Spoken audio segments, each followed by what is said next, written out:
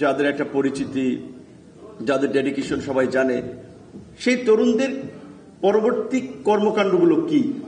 তাহলে এই আন্দোলনের মধ্যে দিয়ে বের হয়ে আসা তরুণ নেতৃত্বের প্রতি ভবিষ্যৎ আস্থা রাখবে। তাসনিম যারা যেমন বলেছে, আমরা তো এটাই চেয়েছিলাম আসলে, যে তরুণরা এই দেশকে লিড করবে, কিন্তু আবার সেই তরুণদের একটা অংশ তো লিডের সুযোগ পেয়েছে। কারণ ডক্টর ইউনূস যখন বলেন ছাত্ররা আমার নিয়োগকর্তা, ছাত্ররা যতদিন চাইবে আমি ততদিন থাকবো, তো সেই ছাত্রদের প্রতিনিধি হিসেবে যারা গভর্নমেন্টে গেলেন তাদের ইমেজটা কি?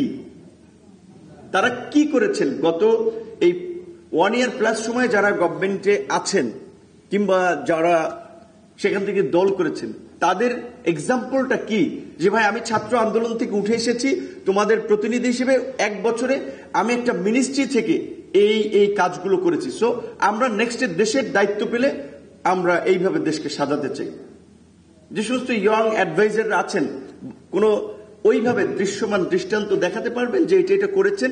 ইয়ংদের চিন্তা ভাবনা, আমরা যে স্পিডকে ধারণ করি, কিংবা আন্দোলনের লিডার, সরি আমার একটু ক্রিটিসিজম হচ্ছে, কিন্তু বাস্তবতা বলছে এই কারণে, বিকজ এখন তাদের দিয়ে মানে তাদের লেন্স দিয়েই হচ্ছে তরুণদেরকে দেখা হয় অনেক ক্ষেত্রে।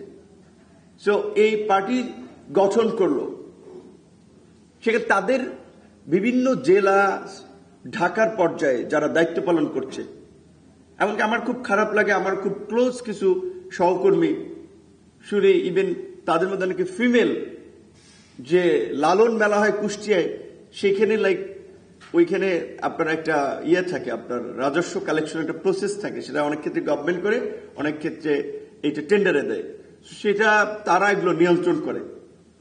তাহলে আমাদের সিনিয়র সিটিজেন যারাও একসময় বলেছিল যে বাবা এই old generation dirty politics, corrupted politics, এইটাই দেশকে কিচ্ছু দিতে পারবে না, তোমরাই কিছু দিতে পারবে, তোমাদেরকে ভাবতে হবে, তোমাদের রাজনীতিতে এগিয়ে আসা উচিত।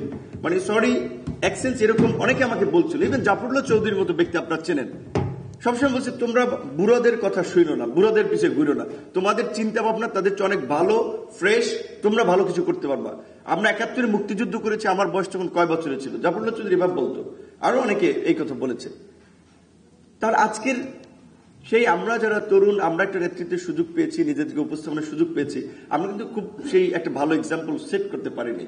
তো তারপরেও আমি বলবো এখনো যে সুযোগটা আছে, বিশেষ করে একদিকে আমি আশাবাদী হতে চাই, এইবারের আন্দোলনটা বাংলাদেশের ইতিহাসে এত বিস্তৃত হয় নাই। 90-এর আন্দোলন বলে শহর কেন্দ্রিক ছিল, এইবারের আন্দোলন একেবারে প্রত্যন্ত অঞ্চলের ডিগ্রি কলেজ পর্যন্ত চলে গেছে, এবং অটোমেটিক্যালি ছাত্ররা কিছু, বিশেষ করে আমি দেখেছি ফার্স্ট 6 মান্থ কিছু ভালো কাজও করেছে, সমাজের সংস্কারের জন্য, মানুষের কল্যাণের জন্য কিছু পদক্ষেপও নিয়েছিল আন্দোলনের মাধ্যমে, যেটা মানুষকে একটা স্বস্তি দিয়েছিল, আশান্বিত করেছিল।